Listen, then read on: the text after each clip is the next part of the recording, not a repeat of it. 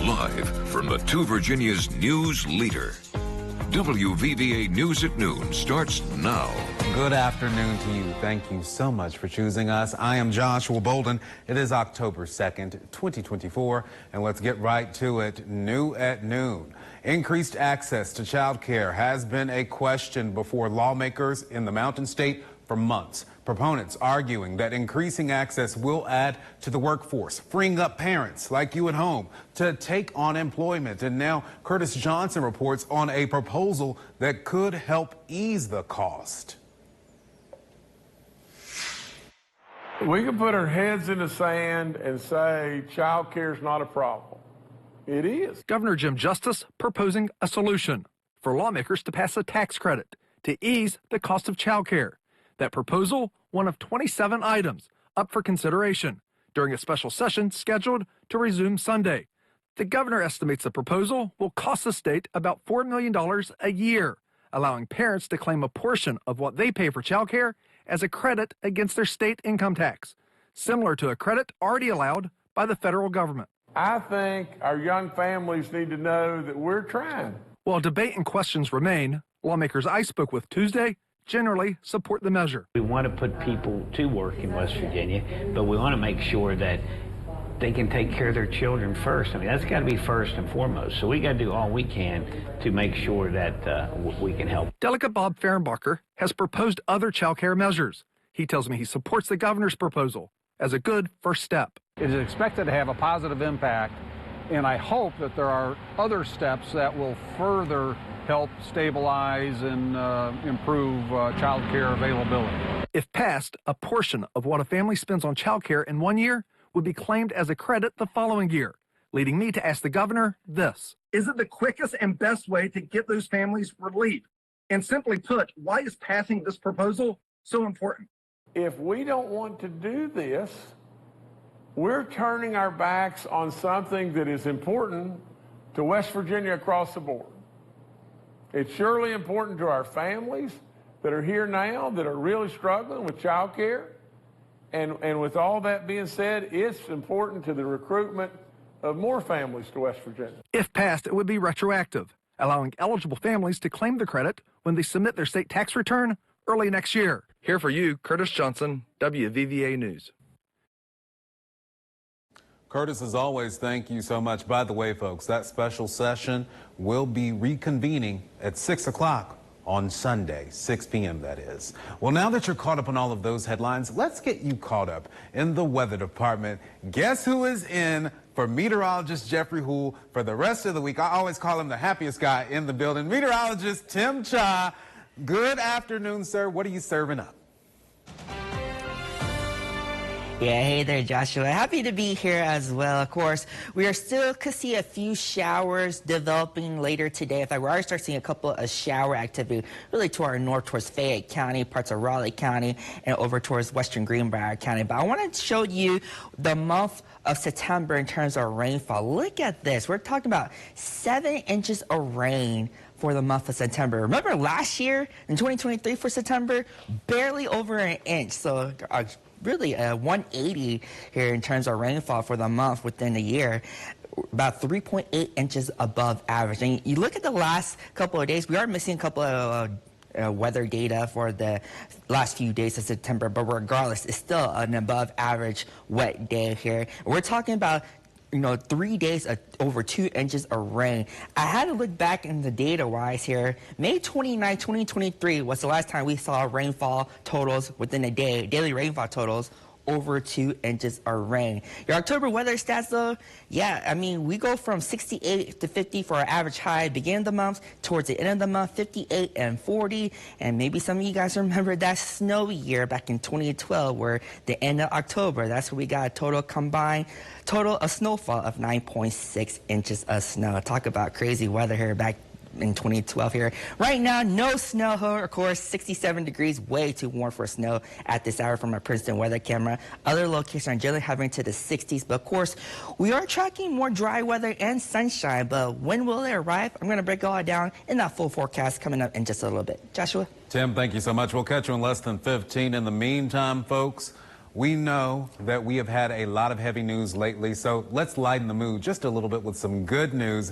Get this, a record $157,529 has been raised at the 19th annual Friends of Charity Auto Fair. We're just receiving this information. Folks, this is going to provide additional funding for Hospice of Southern West Virginia and Brian's Safe House. And it is all thanks to you at home coming out in droves, 8,000 of you, in fact, for the auto fair, which boasted 522 registered in the car show. Janet Green, the Chief Executive Officer of Hospice of Southern West Virginia, telling us that she is so grateful for your overwhelming support. And you can read more about this on our website, WVVA.com. And the funding does not stop there. We're going to take you to Mercer County, where WVU Medicine Princeton Community Hospital announced it is the recipient of a donation totaling $45 grand. Now, this all goes to support essential equipment upgrades and improvements that will help patient care and services at the hospital that benefits so many of us. That funding coming from the PCH Volunteer Auxiliary. And keeping with the donations, the Princeton Police Department's K-9 program received some to better serve you, our community, according to a Facebook post from the Princeton Police Department. Southern Highlands Community Mental Health Center donated training scents and training aid boxes to the K-9 program. Now, this supplies will be used in drug detection training and helping the department better serve you, our community. And speaking of law enforcement, folks, there is a new face patrolling the streets of Monroe County, West Virginia. The sheriff's office announcing it is welcoming Deputy Nicholas Needham. The sheriff's office noting that his appointment comes with the department's ongoing commitment to enhance public safety and strengthen community relationships. Needham, by the way, was born and raised not too far away over in Giles County, Virginia. You see him there with his family by his side as he was sworn in. His new boss, Sheriff Michael Miller, saying, quote, "We are excited to welcome Deputy Needham to our team. He has shown a strong dedication to law enforcement and a genuine interest in building positive relationships within our community. We look forward to seeing the positive impact he will make here in Monroe County." Congratulations, Deputy, and thank you so much to our community for supporting our community, because that's what it's all about. But Lee and Tisha, what's coming up on Investigate TV? Today on Investigate TV Plus, we reveal how some states may be falling short when it comes to safety of all-terrain vehicles. How a hodgepodge of laws across the country is putting children at risk. From the Two Virginias news leader, this is WVVA News at Noon. Welcome back. Continuing coverage now of the efforts to restore power to our communities. For some folks, this marks day 6 without electricity thanks to that storm. WVVA's Robert Castillo brings you the very latest from AEP. He also speaks with leaders both on the local and the state levels of government. According to officials with Appalachian Power, there are still thousands in the Two Virginias without power, and those issues can be linked to substations like the one behind me, but there are still thousands of issues linked to individual power poles affecting people, and those are the customers who are in the final leg of their restoration process. Governor Jim Justice shared his thoughts when asked about his reaction to the severe weather that hit southern West Virginia hard. I asked Justice if any resources were being made available to Mercer and the other surrounding counties still dealing with impacts from the storm. I don't know if dollars have been requested, Robert. You know, our people are constantly talking to those counties and everything. I don't know of the requests that we've gotten in.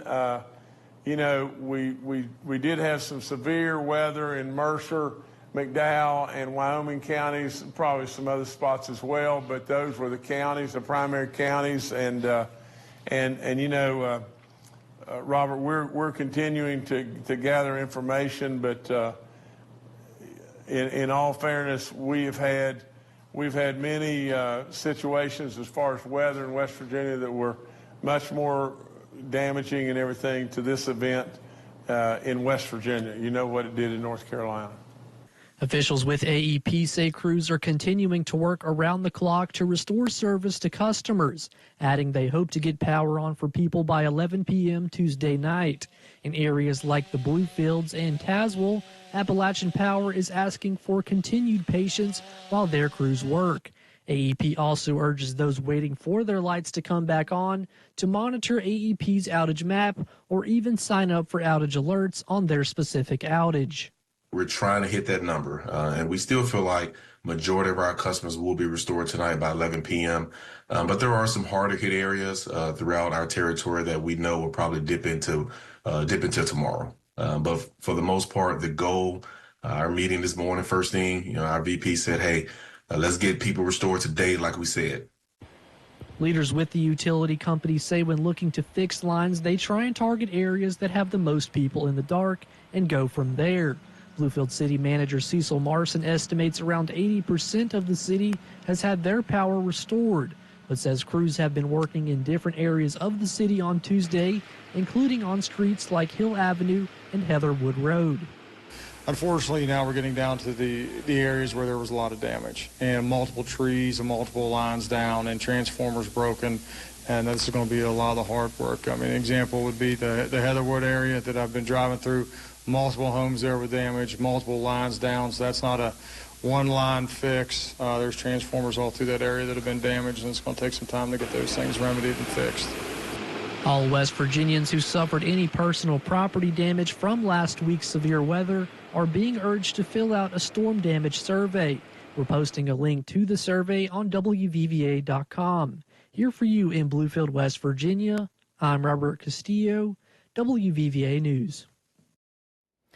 Robert, thank you. And folks, please fill out those surveys if you have the opportunity, because with those surveys, they're able to do a head count. They're able to use that head count to bring in more resources and funding. It's just a necessity, folks. So if you have the ability to do so, please do so. During the governor's press briefing, by the way, on Tuesday, he also announced that he is dispatching members of the WV National Guard. Those men and women were supposed to head into western North Carolina, but late yesterday afternoon, the governor says that the Tar Heel State's request was put on hold, but he is still sending boots on the ground to South Carolina. That team is set to depart this coming Friday, and we do want to let you know shortly following this story that Robert filed on yesterday, the governor's office announced a state of emergency for Mercer County. We have more details on our website, but now let's get that forecast with Tim Cha. Hey, Tim.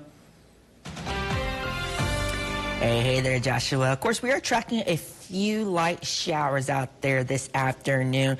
It's nothing too heavy. Again, I don't want to, make anybody panic from this, because this is very light showers. It's not going to cause any flooding. You may see a couple of drops, especially if you're traveling to the north, in our northern viewing area, on your windshield wipers. But other than that, it's nothing really too heavy out there, which is the good news. We're seeing a couple of rain showers here over towards Fayette County, back across towards western section of Greenbrier County, and maybe even the northeastern section of Raleigh County. These are very light in nature, and all of this is ahead of a weak frontal boundary. You can see there's just not a lot of moisture with it on the southern edge of this frontal boundary. And so let's show you where the front is right now. It's really on top of us right now. It will continue to push to the east as we progress through the evening hours and eventually fall apart as we head into Thursday, allowing for some of that sunshine to return on Thursday. But in the meanwhile, again, we got high pressure continuing to kind of bring some of that warmer weather in for Thursday before the next front comes in on Friday. Same story, not a lot of cooler air behind this, but just enough maybe instability that we may see a couple of pop-up showers or storms on Friday afternoon and evening. And then this front will push to the south and east, high pressure will build in. But again, no cool air from this frontal system either. So we're going to stay pretty mild overall the next couple of days before the third front comes in. So here's front number 1, that's arriving on Wednesday. Front number 2 arriving on Friday, and then front number 3 likely arrive on Sunday night into Monday morning. Again, all of these very low rain chances, very light rainfall in nature. I mean, we're only talking about up to 1/10 of an inch at best. Futurecast here. Again, there are those isolated shower activity for the rest of the afternoon, evening. They'll start to calm down as we head towards the overnight hours. Thursday morning, you may see some patchy fog again during the morning hours. Otherwise, we'll see more sunshine during the afternoon hours, mixing with some of those clouds. And temperatures will be a lot warmer as well. We're talking about high temperatures into the mid to upper 70s, maybe a few warmer spots like Pineville could get close to 80 degrees. And you notice we see a little bit of that light showery activity again for Friday here. So again, nothing is a washout. These are very isolated in nature with the next frontal boundary. But of course, your forecast for the rest of the afternoon, we're talking about upper 60s thanks to a lot of those clouds and even a couple of scattered showers we're seeing right now. A few areas could get into the lower 70s. And that extended forecast here, again, we got another rain chance coming on Friday, lower 70s, middle 70s for this weekend, looking mostly dry. But look at next week though. If you like autumn-like weather, we may see those temperatures return into the 60s by next week. Morning lows into the 40s. Joshua. Meteorologist Tim Shaw, thank you so much. Folks, we're going to continue to catch you up with your recovery coverage. There is help out there if you need it. The Tug River Health Association providing lunch at various locations this week. The Richlands Police Department also, they have meals. They also have showers, and they are efforting help wherever they can. And also there is an emergency shelter at the Tazewell County Fairgrounds as well. Check the social media channels for each of these agencies to learn more. You can also head to our website, but we are going to continue with that coverage for you this afternoon. You at home have been hearing a lot about the ways that you can help in the aftermath of this storm. The reason being, Appalachia has been rocked. And quite frankly, if your family is all accounted for, you are blessed. If you woke up with a roof over your head, you are blessed. If you woke up with something to eat, you are blessed, folks. And our community is doing what it does best in times like this, helping each other, helping our neighboring states, and so much more. WVVA's photojournalist, Jessica Nuzzo, she has the reason all of this is happening right now. She has assembled what has happened in the last several days and why so many of us are helping our fellow neighbor. Here's our Jessica Nuzzo. Currently, we have between 250 and 300 calls here at the 911 center that's come in for various calls for service, trees down, power lines down, roads blocked, that kind of thing.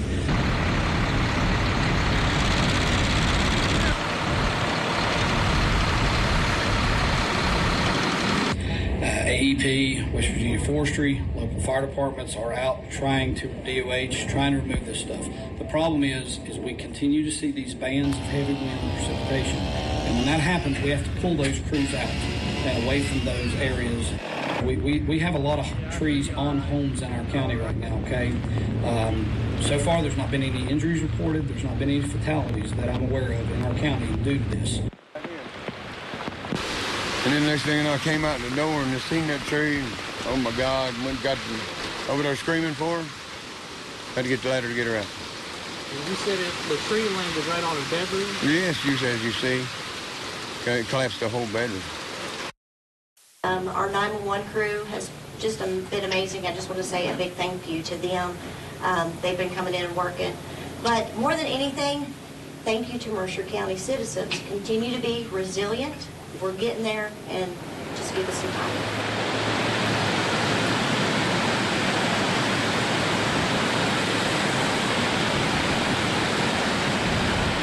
Clean the water come over the shelter down here one time since we was in here, and it got up to our deck. We lived right beside the office building, and it got up to our deck one time, and they told us we need to move out. Well, it's up at 3 o'clock in the morning. Yeah, 3 o'clock in the morning. And, but I've never seen that like this before. Never. I've never seen it come over the road. Never.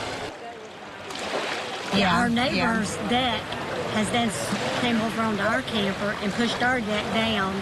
They're still there, but we don't know how much longer.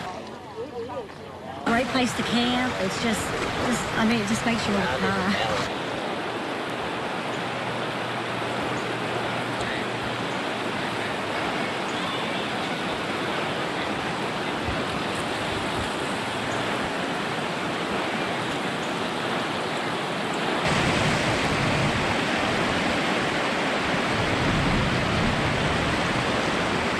those viewers that may remember when Hurricane Hugo went through here back in '89, this storm has created far more damage than what Hurricane Hugo did.